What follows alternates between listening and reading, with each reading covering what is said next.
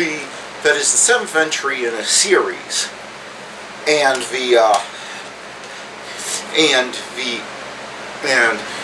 the longest film in its series, could be one of the fresher films of the summer. However, 2023 is turning into the weirdest summer for blockbusters I can remember. And that's saying something. But it's just like we've just had so much trash, and everything, it seems, has a message. And it's sort of nice to have a movie that has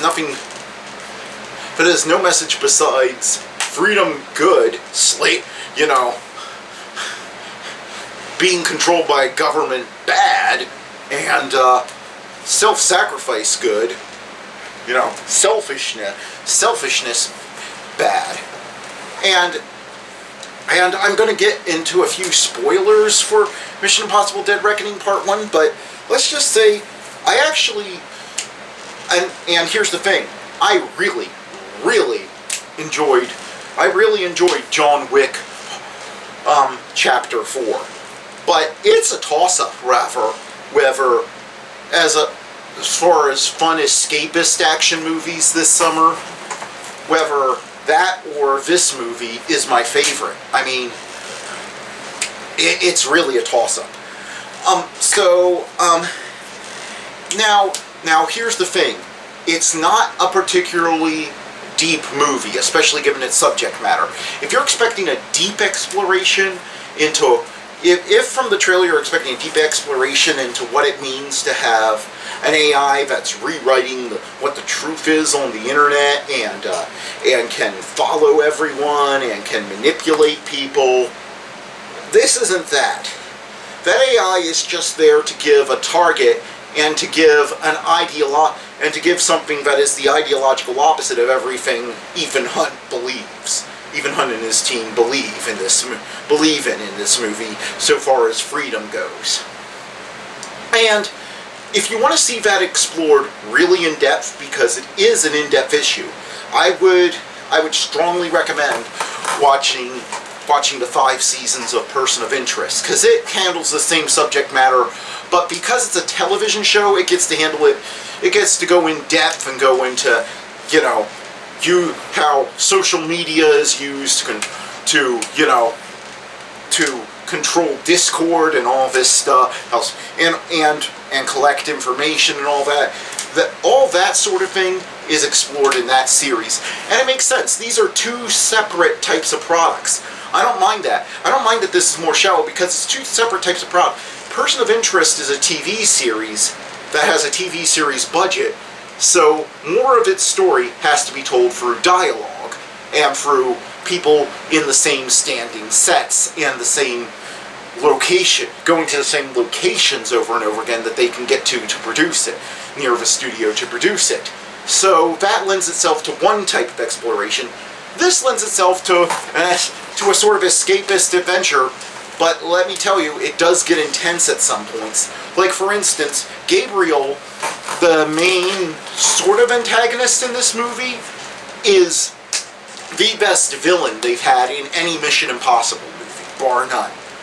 I love him. He is so intense. He is the perfect match for Ethan Hunt, and it just works so well as they're playing against each other. And there's an intensity to him that I haven't seen in a film villain in a long time without going over the top.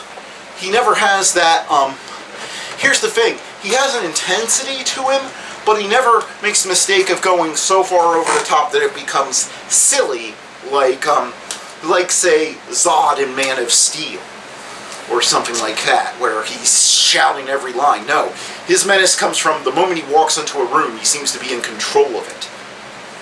And honestly, I looked up the actor's name before the review, but I have trouble, but I couldn't wrap my tongue around it, so I'm not going to try to pronounce his name and get it wrong. But honestly, if I was coming in and I was doing a fresh, clean sweep on Doctor Who and stuff, I would cast this guy as the Master. If you got a good actor as the Doctor, and had him play, and had this guy playing the master. He's the first person I've ever thought could match Roger Delgado for like pure swagger and just intensity, and the idea that yes, this is an intelligent person. But yeah, so this is all about an AI going rogue and taking over computers and stuff, and every country in the world is after it, and so including the United States. So the IMF is rogue, trying to get control of it, and it sort of reminded me of Mass Effect 3 in a way, and Mass Effect 1, because everybody else wants to control this AI to make themselves more powerful, whereas Ethan Hunt is the only one who says, no, this is an incredible threat to everyone. Nobody's going to be safe while this thing is, if we let this thing, and nobody can be trusted with it, so I'm going to destroy it. So it's sort of like that, whole thing. It's sort of like what was going on between Shepard and the Elusive Man in Mass Effect 3, and Gabriel, the main physical villain, although what they call the entity, the AI, is the real villain pulling everything, is really doing it, he seems to have a sort of Saren. He sort of reminds me of Saren in the first Mass Effect, how he's just like, well, this is inevitable, so he's come to see it as some sort of god, and himself as sort of a prophet for it, because he sees that as the only way he's going to survive. And boy, this movie has some intense action scenes, and yeah, when one member of the team dies, it's really well handled. Yeah, and there's a new. And I have to say, at first I was like, when I first heard that they were adding Haley Antwell, I was like, another Marvel actor just walking in and taking over a franchise because they were a Marvel actor. Great. I mean, we've seen that so many times. I mean, even Jeremy Renner, they tried to do that with the Bourne franchise, just have him take over just because he was in Avengers, It was that sort of thing, and I was like, ugh. Yeah, but I have to say, I liked her a lot more in this than I did in any of the Marvel movies. She plays a sort of Hitchcock blonde in that she's thrown into a situation she's not at all prepared for, and it's a pure coincidence that she bumps into Ethan Hunt, Tom Cruise's character, and they have great chemistry together, and it's interesting that her character's name is Grace, since, Hitchcock loved working with Grace Kelly. I don't know if that was deliberate or not, but I was watching this, and I was like, when she came on screen, and when it became clear what she was doing, I was like, huh, so she's sort of a Hitchcock blonde.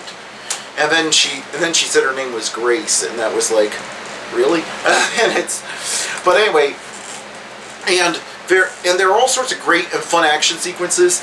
Most of the humor comes from her as an outsider interacting with Tom Cruise, and it's not the typical Marvel humor. It's not the typical being too smart for the material. You actually believe that her character is in this situation, but her character is a thief. But she's a thief. That means that, no, she's not an expert getaway driver. She's not completely unprepared, but she's not an expert getaway driver. She's not the world's best fighter, and a thief takes stuff and runs, gets away. They don't typically have to outrun an army of police cars. And there's a great scene where she and Tom Cruise are handcuffed together, trying to drive away. And this is what I mean when I say this movie is fun escapism. How many movies are you going to see this year where they have to make a getaway in Lupin the Third's car? They have to gets into a fight with I don't know. I guess some sort of drum majorette is the best way I can describe this one character in this fight scene. and then a train goes flying off a bridge. And that's the other thing. The climax to this movie, you got to stay till the end. Now, there isn't a post-credit scene. That's not what I mean. What I mean is this movie became too intense for somebody I watched it with, and they left. And if you leave before the last 40 minutes, you're missing out on one of the best action set pieces and sort of that I've ever enjoyed in a theater. It was just a lot of fun, and the humor is all on point without detracting from the seriousness. And so it's just this is just another winner from pretty much the same team that gave us Top Gun Maverick. So yeah, if you want some escapist entertainment, and there isn't any real sex to it, and while it is intense, most of the violence is pretty much bloodless. It has an excellent acting across the board, and just really creative action set pieces. Yeah, I'd say for anyone 12 or older, this is pretty good. This is pretty good heroic, family entertainment, the sort, action adventure entertainment that you're all going to enjoy. You're going to laugh at the jokes and everything, and I say this is the movie to go and see if you want an escapist adventure story this summer. So yeah, I thoroughly enjoyed this, and it deserves to do well. It's definitely one that I'm going to own on home video when it comes out, and it's probably one that I'll see in theaters again. Alright, well, thank you for your time. I'll see you next time.